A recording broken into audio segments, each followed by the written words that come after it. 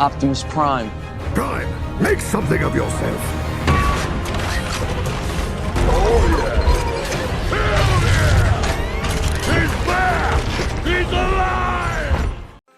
Siemano widzowie Rise of Kingdoms, słuchajcie, dzisiaj nietypowo, bo jesteśmy na jednej z moich farm, z tego względu, że no chciałem dla was nagrać odcinek o synach Troi, czyli o KVK, na które prawdopodobnie się będziemy za niedługo zapisywać. Tak jak tu widzicie, my mamy parę opcji zapisu. Są wersje pioniera oczywiście, Warriors Unbound Królowej całej Brytanii, no i też są pieśń Troi, jak to się nazywa. No i oczywiście to jest nowym KVK-TM. Zobaczymy sobie cały film, jak to wygląda.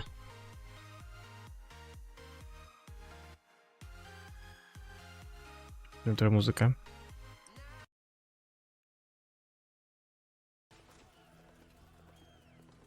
Achilles, greatest of Greece's heroes, lands his fleet upon Ilian shores for a fateful duel with mighty Hector. Teraz wygląda jak rzeczywiście piechociarz. I Hektor łucznik.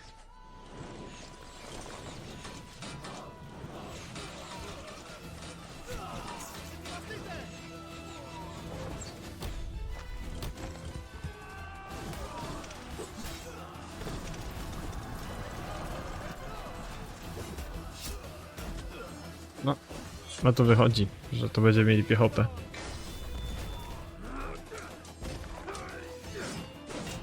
Ale Hektor też po części, można powiedzieć, że piechota.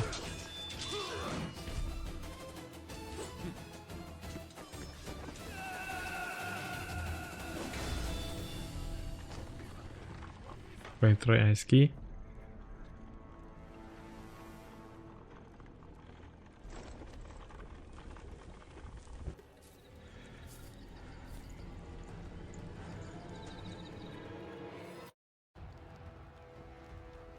I tyle się kończy na tej części, jakby tak powiedzieć, już sobie od muzykę odmutujemy. Tak wygląda ogólnie ten cały zapis pieśni Troi. Wideo widzieliście i przeczytajmy sobie, jak to wszystko tu będzie wyglądać. Śpiewaj o bogini, śpiewaj nie tylko o szale Achillesa, lecz też o podróży. Różności Agamemnona i obowiązku Hektora, gdy nierozsądny Parys uciekł z ulubienicą Manalosa do dumny Agamemnon wezwał Helenów do wojny z urwisk i wybrzeży Grecji wypływa potężna armia związana z przysięgą, aby pomścić tę zniewagę oraz zwrócić królową Helenę jej mężowi.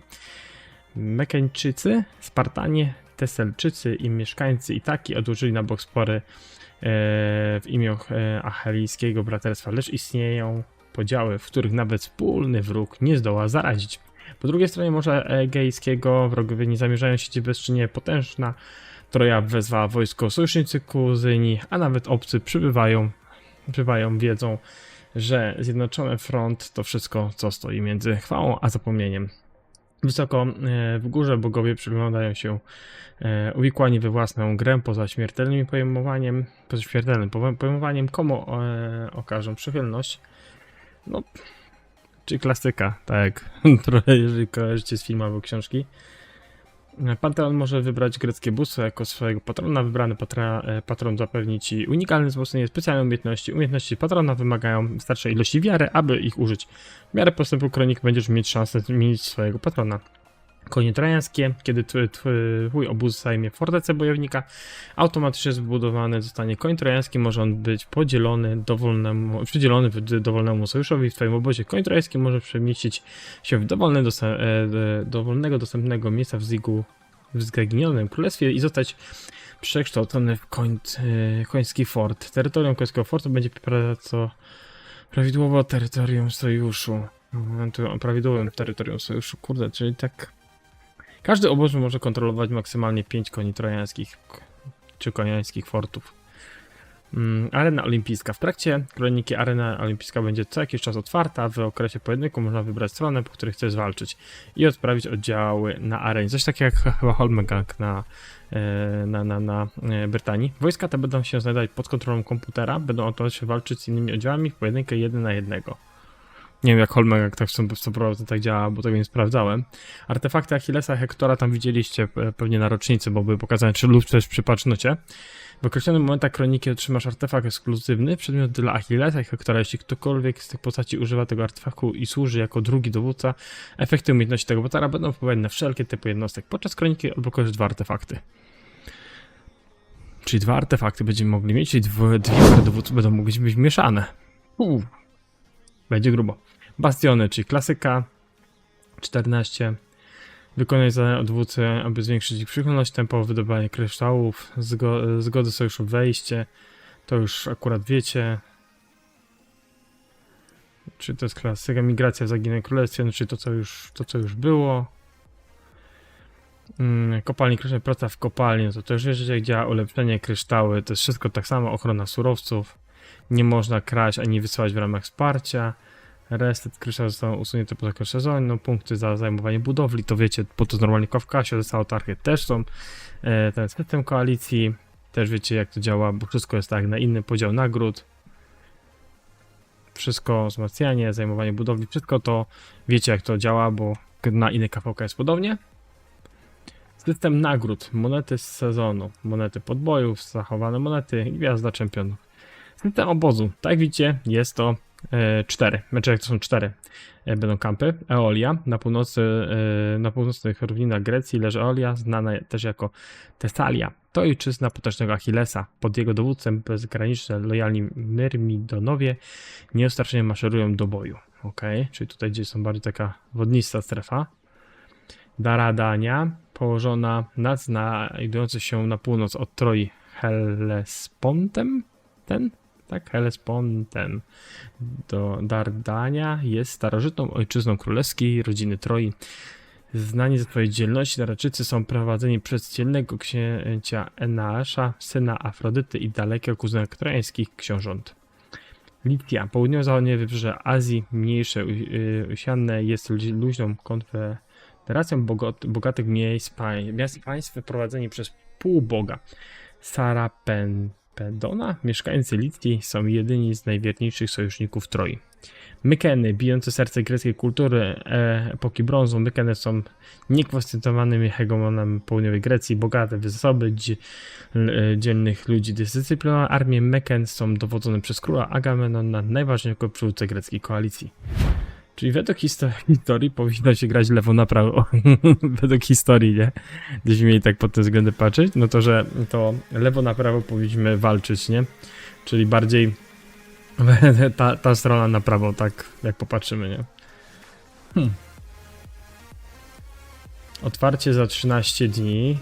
13 dni, kiedy nagrywam odcinek jest 12, czy tylko 25, no czy tam 27-28 dobieranie, jeżeli ktoś się będzie zapisywał.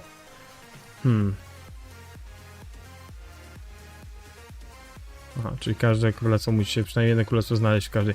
Ale fajnie, bo to będzie grywalne KVK na pewno. To będzie kolejne KVK z tych 4 KVK, gdzie ludzie będą chcieli zapisać, będą chcieli zagrać. Pytanie, czy my to będziemy grać, bo nie wiem na tą chwilę. Na tą chwilę mogę wam tylko powiedzieć, że te pieśni Troi u nas są, jakby tak powiedzieć, rozmyślane i zastanawiałem się, czy w ogóle zagramy tą opcję, czy kiedy zagramy, bo w tym momencie będą chyba gdzieś 3-4 zapisy, jak dobrze pamiętam. 27-28 października, potem 10 listopada, gdzie Kingsland wypada w święta, więc wiem, że dużo ludzi nie będzie chciało grać 10 listopada KVK i potem chyba 24 listopada KVK zapis na, to jest chyba trzeci z tego co wiem skip, gdzie Z5 będzie gdzieś w grudniu, no i chyba w nowym roku będzie Kingsland, jak dobrze pamiętam, w takich rozpiskach, nie? No ale wygląda to nieźle, nie? Nie będę ukrywał, mi się podoba to. Przede wszystkim chcę zobaczyć, jacy ci dowódcy będą, nie? Bo według, tak wiecie, historycznie, no to Achilles i też, nie wiem czy widzieliście, były parę takich ostatnio też rzeczy, które wyszły, że niby będzie nowy piechota. Też o tym na początku pomyślałem, bo było to w miarę z dobrego źródła, ale okazało się, że to też było fejkiem. W opisie tam była spacja przy 10%, czyli po prostu ktoś jak to robił, to zrobił to po prostu na szybko przez AI. I też w innych tych, jak patrzymy na rozpiski, też są takie dziwne. Kurde, tu wygląda jakbyśmy mieli 2 piechociarzy, nie? Na filmie, nie? No, naprawdę. Hektora, mamy też Achilles, to na pewno piechociarz, nie? Kurde, ale kolejny dowódca piechoty. Nie no, muszą tego. Nie chcę mi się, że nie wrzucą dwóch dowódców piechoty, nie? To jest nierealne. Przecież Community Rise of Kingdoms jest po prostu zezre. No zezre jak się da, nie? Naprawdę, no. Mi się zdaje, że to... Jeszcze zobaczę sobie filmik, jak to tak wygląda na tym, no na koniec, ale... No... Aha, filmik się pokazuje tylko raz? Czekajcie. Aha, o, dobra, coś się tam wykrzaczyło. No, to jest właśnie to, o czym widzieć też w filmie o Troi. Tutaj niby są żołnierze na kawalerii. Na Achilles to jest typowo jako piechota, nie? Kurde, ale jeżeli oni wypuszczą... Jakby łucznik też może być łucznikiem, nie? Ale jeżeli oni wypuszczą Achillesa tutaj jako piechotę, a sektora zrobią łucznika, to kawaleria będzie strasznie w dupie, nie? Będzie drugi raz, kiedy... No znaczy, kurde, jak rozmawialiśmy na temat kiedyś z content kreatorami, na temat tego, jacy dowódcy powinni teraz kolejni być, na przykład, tak wiecie, w tej nowości, tak? Jacy dowódcy powinni być, jak mamy jednego, dostaliśmy Ragnara piechotę, no taki powinien być taki specjalny w roku wypuszczony, nie? No to po kolei powinna być kawa, potem powinien być łucznik.